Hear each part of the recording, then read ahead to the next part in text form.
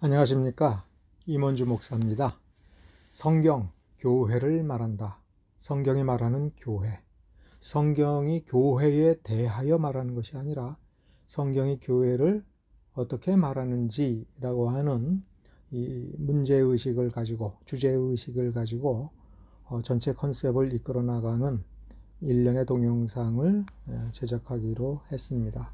이제 그 첫 번째 동영상으로 여러분들과 함께 무엇을 나눌 것인가 라고 하는 점을 일단 먼저 설명을 하겠습니다.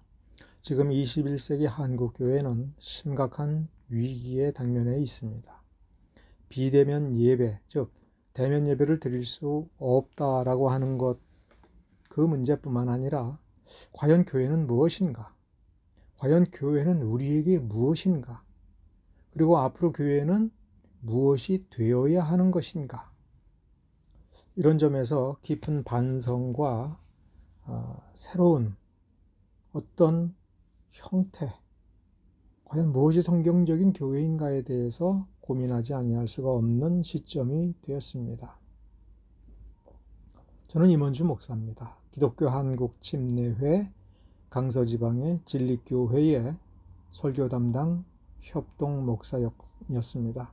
지난 3년 7개월 동안은 진리교회로부터 대구에 있는 모 장로교회의 설교 목사로 파견 나갔다가 이제 돌아왔습니다. 그러나 이 시점은 제가 만 3년 7개월 전에 대구에 주일마다 내려가서 설교를 시작하기 전과는 너무나도 다른 교회 환경이 펼쳐져 있고, 성도들은 심각한 자기 정체성의 재확립이 요구되는 시점에 도달하였기에 이렇게 일련의 동영상으로 여러분을 찾아뵙게 되었습니다. 먼저 우리가 생각해야 될 것은 기독교는 어떤 종교인가 라는 점입니다. 기독교가 종교인가 아닌가라고 하는 질문은 사실은 이 질문, 기독교는 어떤 종교인가에서 다 해결이 될 수가 있습니다.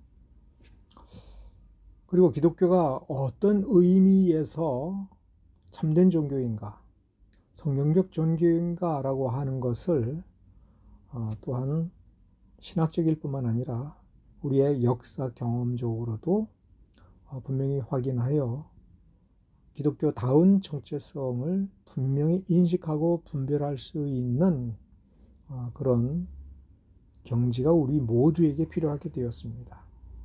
목사만의 문제가 아니라 예배드리는 성도의 문제, 믿음 생활을 하는 모든 신자까지도 우리가 한 마음이 되어 이 시대 한국교회는 어떤 교회가 되어야 되고 어떤 종교성을 그 안에 가지고 있어야 되며 우리가 배제하고 속아내야 되고 잘라내야 될 잘못된 종교는 무엇인가에 대한 특별한 분별력이 우리 모두에게 필요합니다.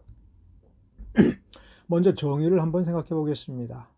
보시다시피 저는 첫 번째로서 종교는 종교다라고 썼습니다. 그러나 자세히 보시면 앞에 있는 종교, 주어의 종교는 한글이고 서술어에 있는 종교는 한문입니다. 이 점부터 시작하고자 합니다. 그게 그거다라고 해서 우리가 생각할 수가 없습니다. 한글로 된 종교는 우리 한국 사람들이 옆에 있는 사람과 더불어서 종교가 뭐야? 기독교는 종교야? 종교가 아니야? 기독교는 어떤 종교야? 이렇게 얘기할 때 우리의 인식에서 공유되고 있는 그런 종교입니다. 저 한자 종교는 원래 불교에서부터 나온 용어입니다. 기독교인들은 불교에서 쓰던 그 용어 그대로를 사용하지 않는다라고 하지만 정말 그런가? 우리는 여기서부터 생각을 해봐야 됩니다. 한자로 된 종교에서 저 종자는 마루종자, 최고의 그 꼭대기에 있는 이라는 말이고, 교는 가르침이라는 얘기입니다. 그러니까 최고의 가르침. 그래서 진리, 이렇게 우리가 생각하기 쉽습니다만은 과연 실제로 그런가? 종교에서 특히 동양 종교, 불교, 도교 혹은 이런 종교에서 믿음의 대상이 있습니다. 그것은 최고의 진리, 절대 진리가 존재한다라는 믿음입니다.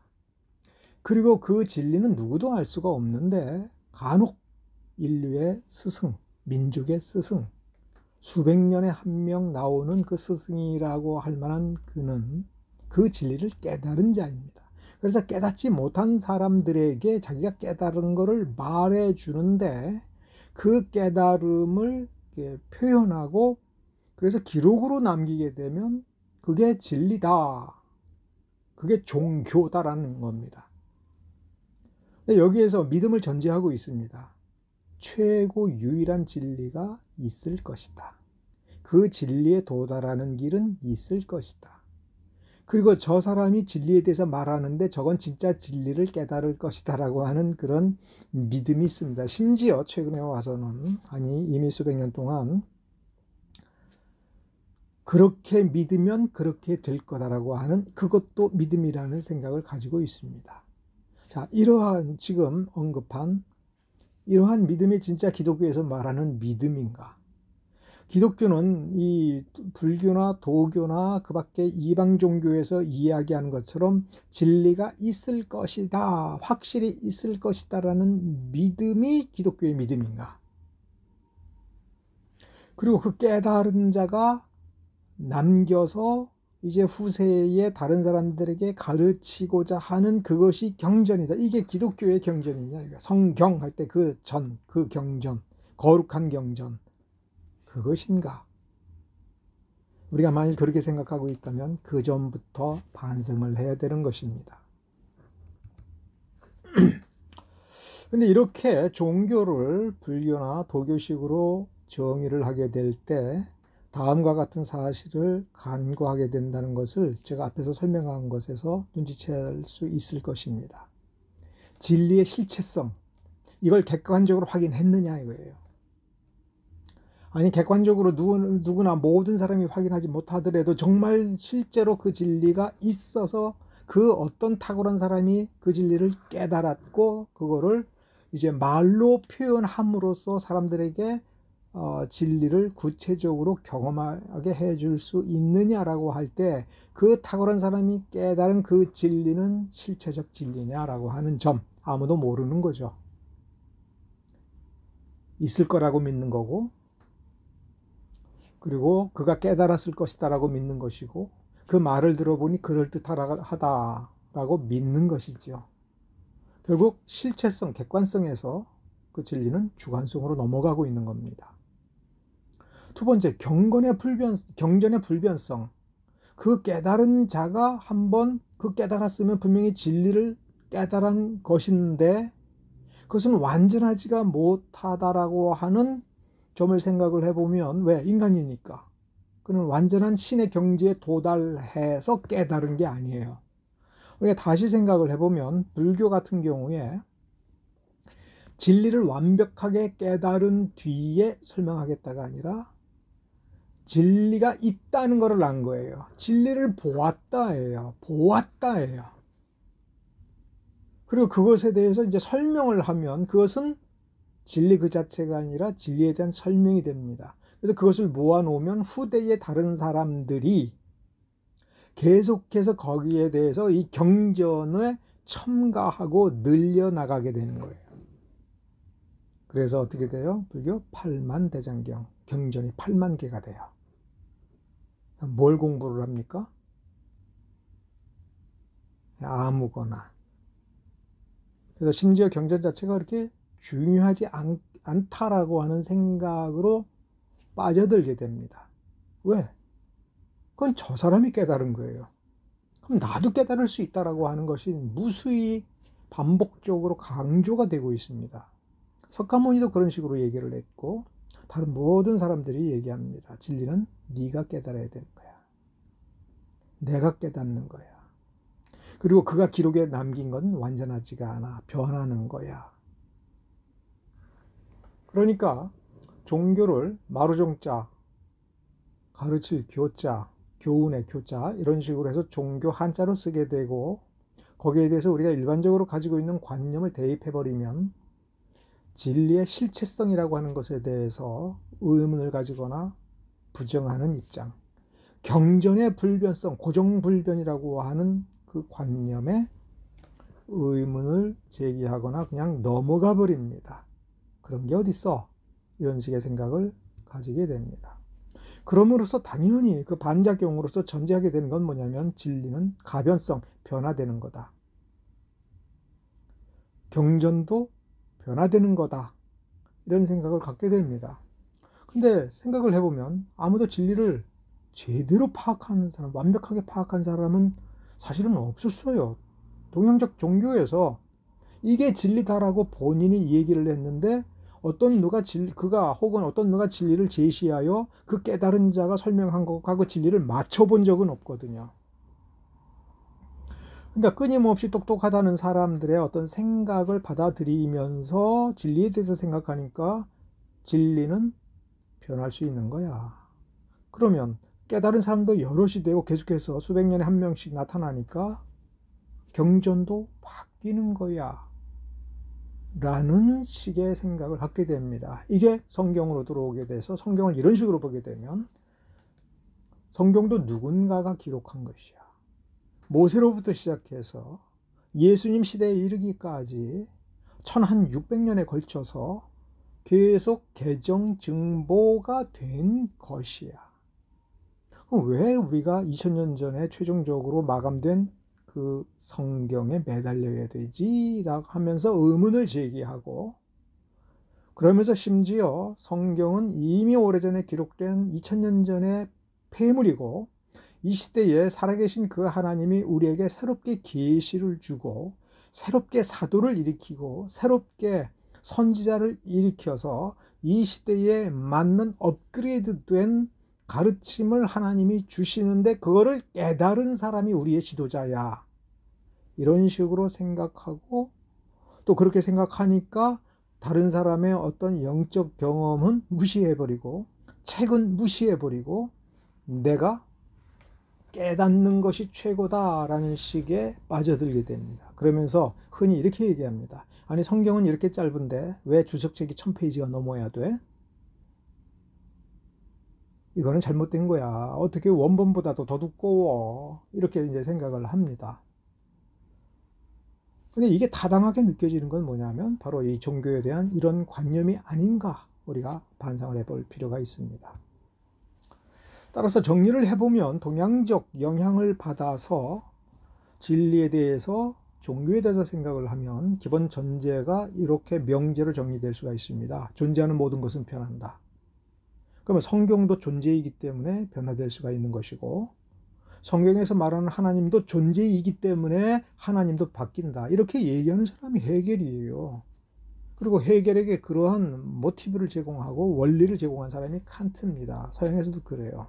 근데 니체는 칸트를 뭐라고 얘기를 했습니까? 뭐라고 비판했습니까? 퀘닉스베리히라고 하는 도시, 칸트가 평생 벗어나지 않은 그 도시, 그 니체는 칸트를 지적하면서 퀘닉스베리히의 공자다.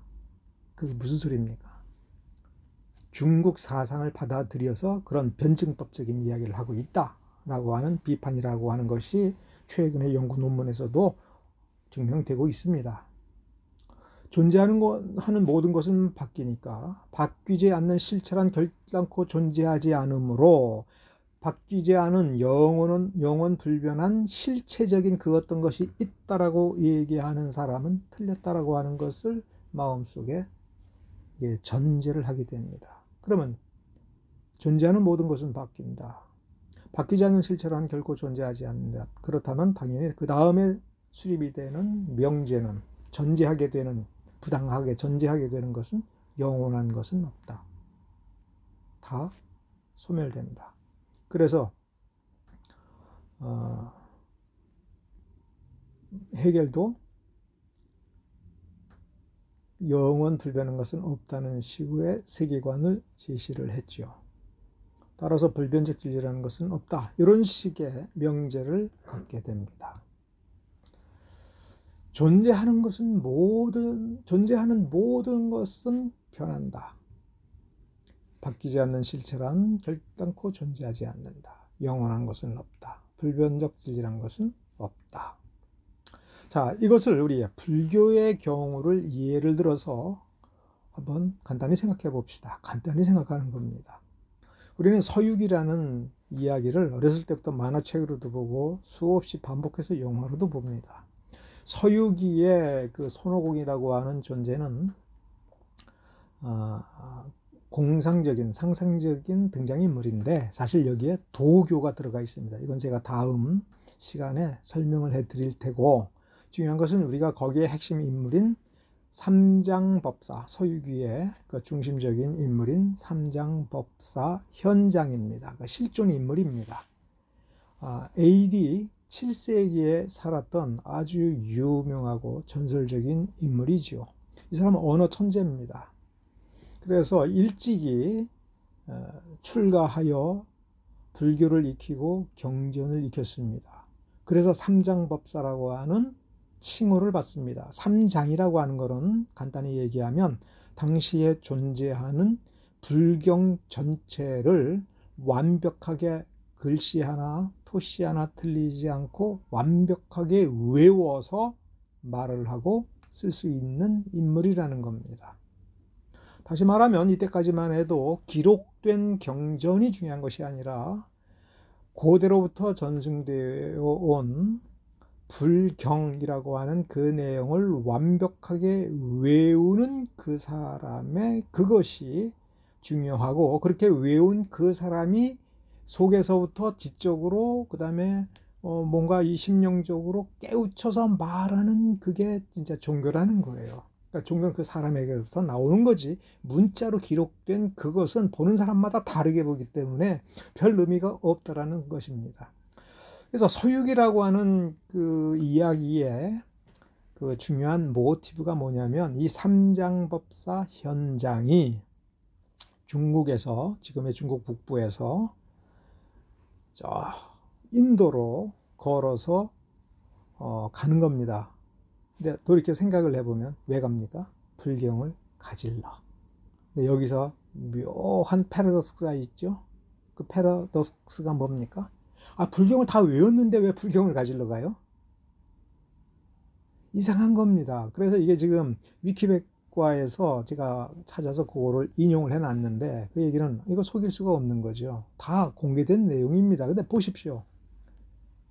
원전에 의거하여 연구하려고, 아니 불경 다 외웠는데, 미심쩍은 거예요. 그 다음에 한 일이 뭐냐면 되돌아와서 번역을 다시 해요. 가져다가 번역을 합니다. 그래서 구역신역하는 것은 종래의 그 반야경과 같은 것들을 구마라습의 번역을 다시 번역을 한 거예요. 그러면서 법상종, 구사종이라고 하는 불교의 종파가 나옵니다. 그러니까 5세기 때의 구마라습이 번역해서 나온 것이 삼론종이라고 하는 중국 최초의 종파고, 그로부터 200년쯤 뒤에 삼장법사가 인도에 가서 불경을 다시 가지고 와서 번역을 하고, 심지어 반야경 같은 경우에는 다시 번역해서 구역신역하는데, 이때의 그 삼론종을 대체하는 법상종, 구사종 같은 것들이 이 현장으로부터 나와요. 그래서 표현이 뭐예요? 개조. 그걸 시작했다는 거예요. 불교가 어떻게 된 거예요? 변한 겁니다. 바뀐 겁니다. 그러니까 이 불교적 원리를 가지고 들어오게 되면 종교 개혁을 생각하더라도 과거의 것을 버리고 미래로 나아가는 것만 생각하는 개혁. 그래서 새로운 환경, 이 시대의 환경에 부합하여서 적응하여 여기서 살아남는 그 종교를 모색하게 되어 있는 거예요. 이게 기독교하고 아주 다른 거예요. 기독교는 새로운 환경에서 지금까지 우리가 가지고 있었던 어떤 종교 양태가 충돌하면서 위기를 느낀다라고 하면은, 기독교는 그러면 우리가 지금 뭔가 잘못했겠지라는 생각을 하는 거예요. 뭐가 좀, 아니 지금까지 잘했더라도 이 환경에 맞지 않는 것이 있어. 그럼 어떻게 해야 돼요? 근본적인 원점으로 돌아가서 그 안에 있는 참된 경건의 능력, 그 내용을 회복하여 그것을 가지고 이 시대적 한계를 돌파하는 겁니다. 그러니까 기독교는 항상 back to the basic이라고 얘기하고 그 basic은 성경이 되는 거예요. 그래서 새로운 성경은 없습니다. 기독교에서. 기본적으로 우리가 제시되는 전제에 의해 새로운 성경은 없다. 66권 성경이 완전하며 성경의 편집이라든가 이건 거기서 종결되었다. 그러면 거기에 무엇인가를 덧붙여서 제2경전, 준경전, 그 새로운 계시, 그러면서 성경 옆에 놓고서 하려고 하는 건 모두 이 불교의 원리, 이 불교는 동양 종교의 한 대표라고 보시면 되는 겁니다. 지금 우리가 보는 불교를 욕하자 이 얘기가 아니에요. 그 세상 종교, 동양 종교적 원리처럼 나아가자는 것이 돼요. 그럼 서양 사람이 하면 서양이라고 특별한 것이 있겠습니까? 니체는 칸트를 뭐라고요? 퀘닉스베리히의 공자다. 굉장히 우리가 주목해야 될 점입니다. 그래서 칸트의 원리, 그리고 칸트의 원리로부터 야기되고 영향을 받은 자유주의 신학이라고 하는 것도 어떤 점에서 보면 그 원리가 동양 종교, 불교 혹은 도교적인 그 어떤 방법으로 이렇게 종교를 진화시키고 기독교를 진화시키자라고 하는 취지가 아닌지 우리가 한번 반성을 해볼 필요가 있습니다. 자, 다시 한번 더 정리를 해보면 경전이 바뀌고 번역이 바뀌면 종교가 바뀐다. 그래서 우리 불경 결집에 불경을 이렇게 출판하는 그 역사를 잠깐 살펴볼 필요가 있습니다. 고타마 시다르타, 즉 석가모니가 죽은 그 다음 해에 제자인 마하가섭이 1차 불경 결집을 합니다. 그 장소는 칠엽굴이라고 하는 곳이고 이거는 500결집이라고 얘기합니다. 500명의 출가승이 모여가지고 서로 자기네들이 암송하고 있는 석가모니의 가르침을 맞춰보았다. 그래서 그 다음에 그것을 확정지어서 다 암기하였다. 이렇게 돼요. 그러니까 이 1차 결집은 석가모니가 죽은 다음 해에 500명의 그 제자들이 모여서 불경을 확정했는데 이게 기록으로 안 남아 있어요. 그 내용이 없다. 다만 이렇게 전제해요. 다 외워서 한자도 틀림없이 후대에, 그래서 지금까지 전래시켰다. 이렇게 돼요. 그러면 우리가 단적으로 생각해 보면 팔만대제경은 어떻게 된 거지? 그러면 이제 그렇게 얘기할 겁니다. 1차 결집 때에 결집한 것이 포함이 되어서 그거를 기초로 해서 8만 개의 경전으로 늘어났다. 경판이 8만 개죠. 어쨌든 이제 경전이 8만 개는 아니지만 아무튼 그런 식으로 우리가 생각을 해보면 엄청나게 늘어난 거예요. 그러면 어떻게 된 겁니까? 종교가 끊임없이 바뀌고 여러 가지 종교를 하나로 묶어서 불교라고 하는 거예요. 불교 내부에서도 이게 문제가 되는 겁니다. 그래서 불교의 정체성을 확인해서 그 종교가 불교인지 아닌지를 확인하기 위해서는 고진멸도 4가지 개념을 가르치면 불교다. 이렇게 되고 있습니다. 나중에 기회가 되면 제가 설명을 해드리겠습니다. 중요한 거는 불경 1차 결집 때에 마하가섭이 500명의 승려들을 모아서 1차 결집을 했는데 이거 왜 그러느냐?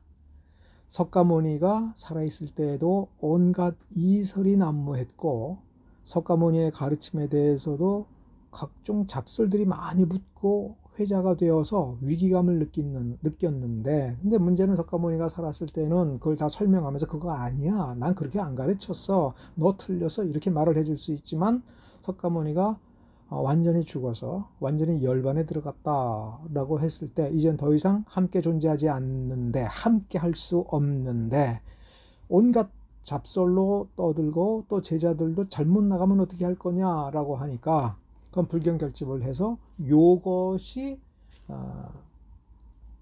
석가모니의 가르침이다. 요것만이 이렇게 한 건데 이게 기록이 없는 거예요. 2차 결집은 그로부터 100년 뒤에 상자부와 대중부가 충돌을 합니다. 한마디로 상주하부는 장로들이라는 얘기예요. 그래서 레거시라고 요새 쓰는 말이 있죠. 레거시. 위로부터 물려받은 것이 있는.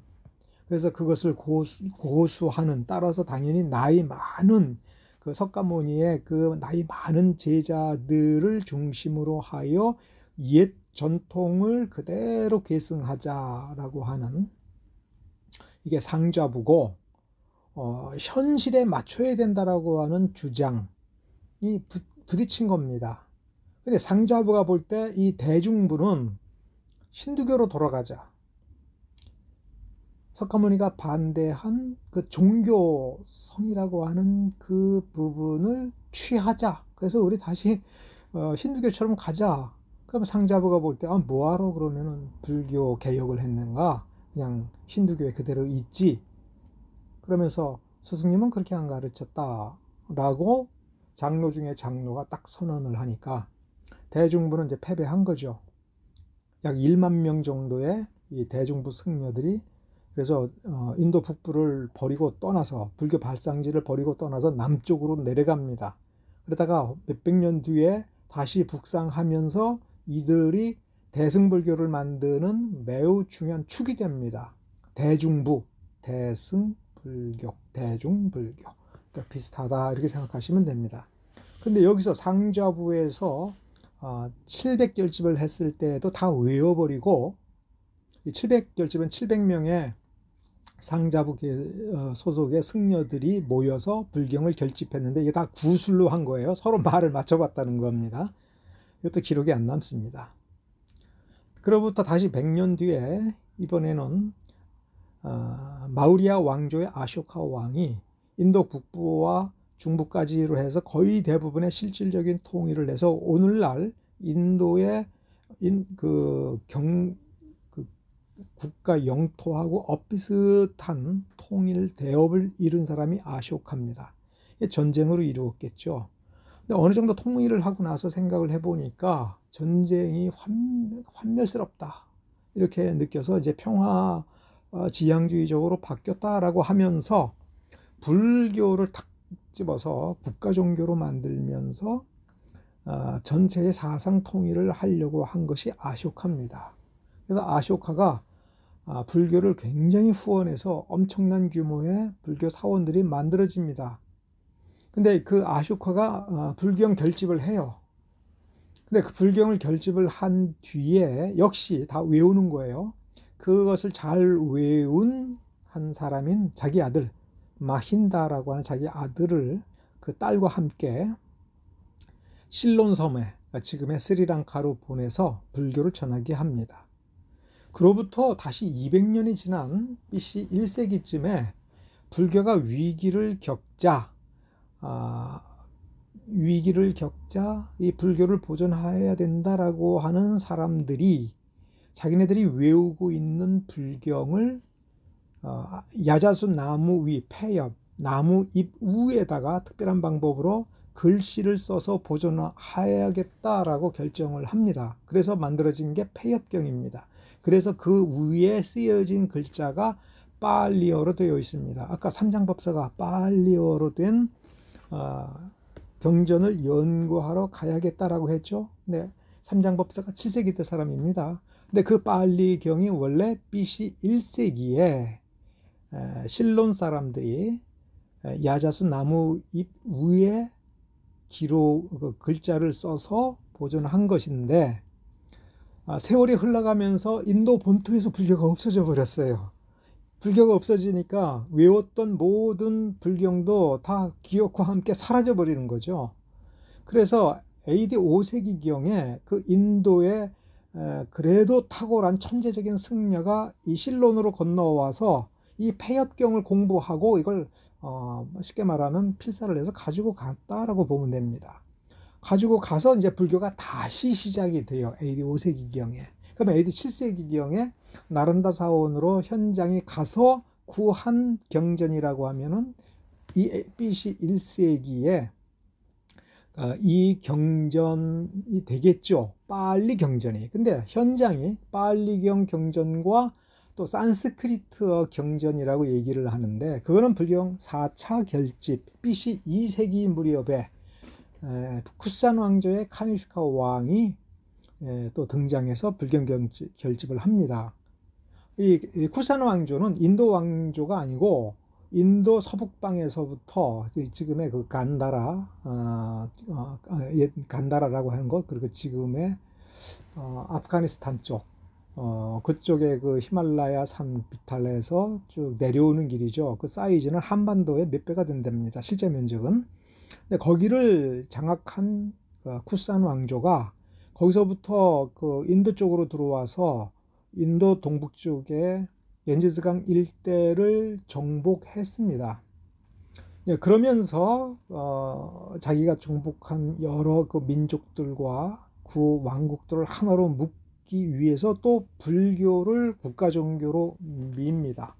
그러면서 카니슈카가 다시 불경을 결집시키는데, 이때에 이 카니슈카 왕이 이 불교 승려들을 모아가지고 경전을 쓰게 할 때 산스크리트어로 불경을 쓰게 했답니다.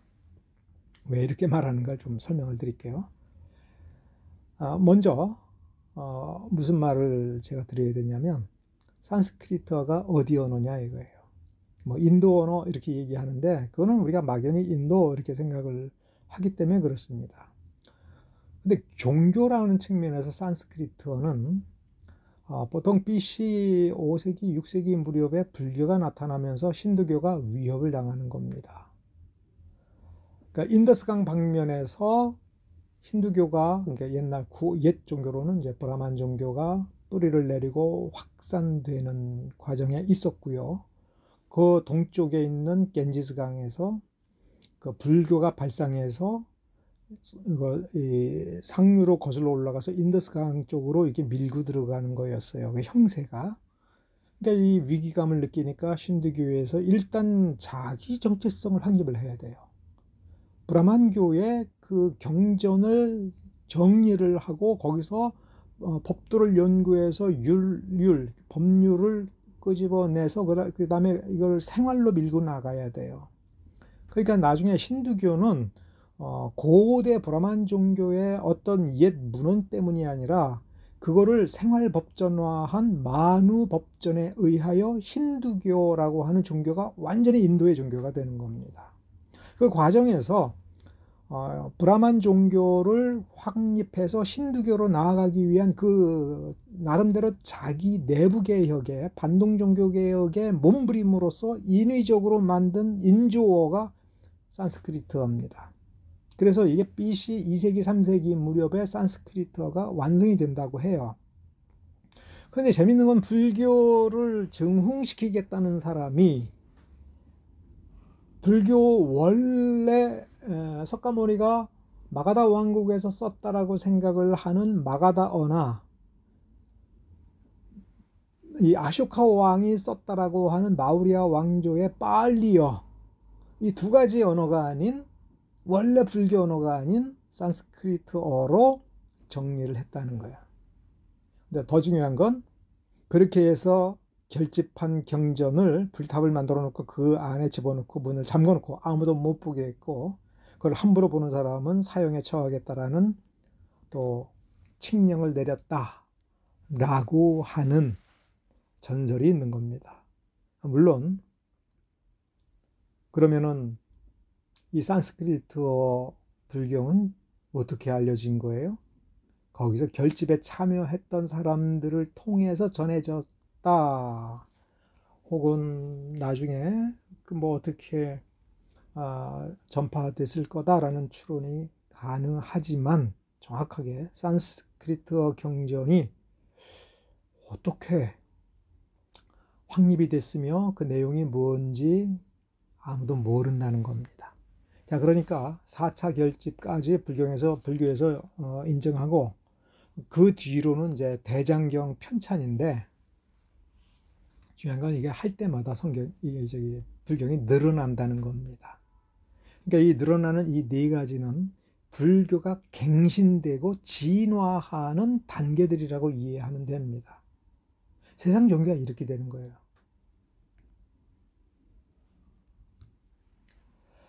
그러면서 우리가 또 생각을 해봐야 될 것은 이미 전제되고 있고 설명이 얼핏 비슷하게 간접적으로 됐지만 환경이 바뀌면 종교가 된다라는 명제입니다.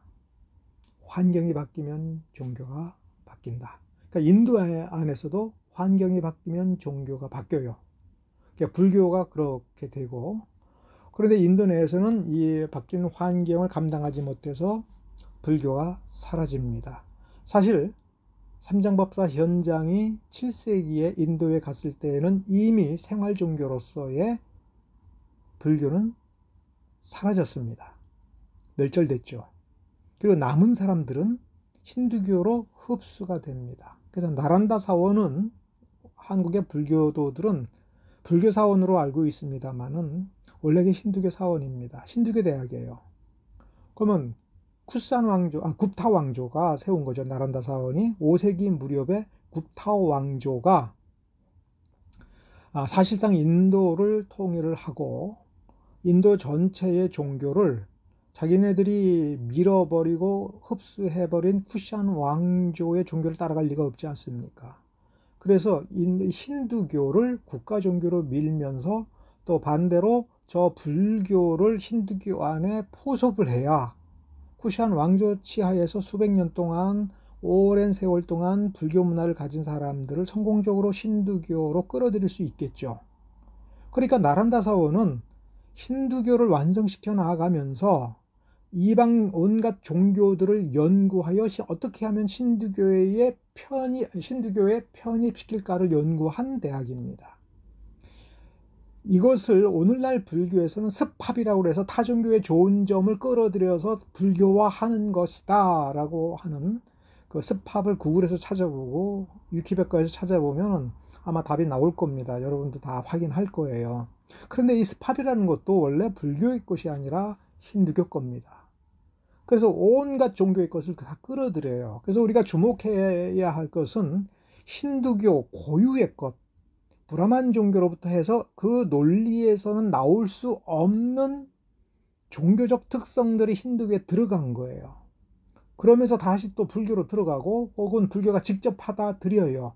그게 이제 아미타 종교, 아미타불, 나무 아미타불 할 때 아미타불, 그 다음에 미륵, 그 다음에 서방정토, 극락정토, 이 개념들 불교 교리하고 맞지를 않아요. 근데 불교화시켜서 나름대로 교리적으로 이야기를 해요. 이게 어디서 왔느냐? 기독교에서부터 왔습니다. 기독교, 특히 구약 성경에서 들어갔다. 이렇게 이해하시면 됩니다. 근데 이제 이렇게 바뀔 때 환경이 바뀌면 종교가 바뀐다. 자, 특히 우리에 보면은 중국으로 끌려 들어온 쿠차 사람 구마라집이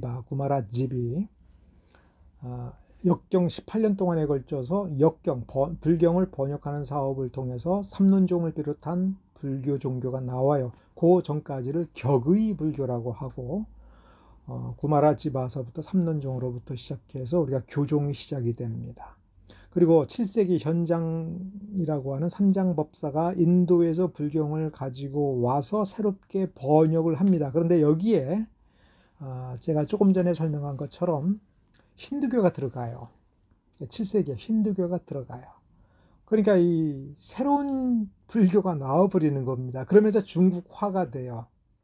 그러면서 불교의 폐단이 벌어지니까 특히 삼무일종의 범란에서 역대 중국에서 4가지 큰 불교 탄압 사건이 있는데 그 중에 가장 큰 것이 세 번째 당나라 무종 때 회창폐불이라고 해가지고 결정적으로 불교가 위축이 돼 버립니다. 9세기에. 그 다음에 10세기도 한번 마지막으로 후주의 세종이죠. 9세기, 10세기 이 무렵에 굉장히 탄압을 받기 때문에 중국의 고승들, 그 다음에 중국의 유학을 갔던 천재적인 승려들이 귀국해 들어와서 고려 불교가 그렇게 융성하게 되는 겁니다. 그러니까 불교의 본거지가 중국에서 한반도로 옮겨지게 되고 고려가 그렇게 불교가 발달하게 된 계기가 되는 겁니다. 환경을 못 이기는 거예요. 그러니까 변화된 환경을 따라가다 보니까 우호적 환경이 생기면 거기에 기생해서 굉장히 발전을 하는데 국력을 쇠잔하게 만들고 민심이 황폐해지게 만들며 나라에 도움이 안 되는 거예요. 이거를 발견하고서 결정적으로 당나라 무종 때에 엄청난 규모의 탄압을 해서 우리 기준으로 하면 각도의 절 하나씩만 남겨놓습니다. 그리고 승려로 출가할 때 국가의 허락을 받도록 만듭니다. 엄청나게 부귀영화를 누리면서 나라에는 도움이 되지 않는다라는 생각이 이 중국 사람들에게 있었던 거예요. 그거를 받아들여서 고려 말기에 불경을 그렇게 연구한 사람들이 이거 안 되겠다라고 하면서 유학을 받아들여서 조선을 건국하면서 불교를 폐지해야 된다. 그래서 숭유 억불 정책을 국가 기조로 세운 것이 조선의 유학자들인데, 이들은 유학에 심취되었기 때문에 숭유 억불로 간 것이 아니라 원래 불교 신자였고 불경을 연구를 했고 불교 교리에 통달을 하다가 보니 저 산무일종의 범난이라고 그래가지고 이 폐업을 시키고 불교를 완전히 말살시키고자 하는 저 국가적 노력이 왜 타당한지를 알았기 때문에 자신들이 알고 있는 불교적 지식을 가지고 특히 불시잡변이라고 하는 정도전의 이 작품을 만드는 겁니다. 그러니까 불시잡변은 정도전 개인의 의견이 아니에요. 조선을 건국한 조선 후기의 유학자들이 원래는 불교 신자로 출발을 했고 불경을 연구했는데 이게 아니다라는 공감대가 형성이 됐던 거예요. 그래서 그때 이후로 이 불시잡변을 능가하는 책이 안 나오죠. 불교를 비판하는 불교 서적 중에. 왜? 제대로 된 비판을 하려면 그 안에 있었어야죠. 불경에 통달을 해야죠. 완전히 거기에 빠져서 신봉을 했어야죠. 그러면서 불교를 내면화하면서 불교 교리를 연구해 보고 이게 어떤 특성이 있는가를 지적을 하면서 이게 아니구나. 그러면 개혁을 해보자 라고 또 생각을 해봤어야 되는 거예요. 근데 개혁을 해보려고 생각해봐도 이건 개혁으로 안 되겠다 라고 깨우쳐서 대안을 찾다가 보니 유교가 나왔던 거예요. 그런데 여기에 이들이 불교에서 유교로 건너갈 때에 불교는 안 되겠다라는 생각을 하지만 어떻게 이렇게 건너갈 수 있느냐라고 할 때에 조선 건국 직전에 중국에서 주자학이 나왔다라고 하는 점을 우리가 주목을 해야 됩니다. 그 얘기는 제가 다음 강좌에서 말씀을 드릴게요. 아무튼 이런 식으로 해서 환경이 바뀌면 종교가 바뀐다. 그러니까 환경을 이기지 못한다. 그리고 종교가 바뀌게 되면, 이렇게 종교 1번, 2번 종교가 바뀌어요, 다. 그럼 바뀌게 되면은 그 바뀌게 만들면서 새로운 불교를 만드는 종주가 나오고 새로운 종파가 나와요. 이런 얘기를 하는 이유는 여러분이 기독교 그러면 예를 들어서 8대 종교, 8대 종파, 장로교, 감리교 이렇게 나오는데 이 종파들이 나오는 것을 이 불교의 경우로 생각을 해가지고 가면서 이렇게 바뀌어진다. 이렇게 생각을 하여서는 안 된다는 얘기예요. 이 불교 종파식으로 얘기를 하면 구마라습 때문에 삼론정이 나오고 격이 불교를 타파하면서 진정한 불교가 시작이 됐다. 근데 반야경 같은 경우 다시 삼장법사 현장이 다시 번역해서 신역을 내놓으면서 법상종과 같은 것이 나왔다. 이런 식으로 종교개혁이 이루어져 가지고 어거스틴 나오고 칼빈 나오고 루터 나오고 그래서 장로교 나오고 했다. 비슷한 점은 있어요. 그러나 비슷하다고 해서 그걸 그렇다라고 단정을 하면 안 됩니다. 그러니까 이 점을 무시하고 우리 개신교의 장로교, 침례교, 성결교, 감리교를 생각을 하니까 자꾸 머리가 이상한 거예요. 이해가 잘 안 되는 겁니다. 기독교는 이렇지가 않아요. 기독교 이렇게 되는 게 아닙니다. 이렇게 되면 안 되는 거예요. 이런 기독교는 없어져 버려요. 왜? 그건 진짜 교회가 아니니까. 진짜 교회의 어떤 조그만 영양분은 가지고 있었다가 자기 주관적으로 형성했다가 나중에 소멸돼 버려요. 역사적으로 그런 교회들, 그런 기독교 종파들이 무수히 많습니다. 그리고 그걸 끌어안아 버려서 그 여러 종파들을 생존시켜서 끌어안아서 큰 덩어리를 이루고 있는 것이 또 로마 카톨릭입니다. 그러니까 우리가 일반적으로 알고 있는 상식으로 기독교 역사를 보면 안 되고, 기독교가 이렇게 형성되었으니 이런 패턴으로 해서 다음 단계로 도약을 내서 진화하거나 새로운 종교개혁이 이루어진다거나 이런 생각을 해서는 안 되는 거죠. 그러다가 보니까 고정불변의 종교가 없으니 교회가 정반합으로 변한다라고 하는 근대의 계몽주의적인 그런 사고방식을 가진 사람들이 나오죠. 기독교가 초대교회, 중세교회, 근대 이렇게 정반합으로 바뀐다. 근데 이 정반합 얘기는 우리가 해겔의 변증법을 생각하죠. 해겔의 변증법을 유물변증법이라고 하죠. 물적인 것이 그렇게 바뀐다. 제도가 그렇게 바뀐다. 그러니까 제도 버리자.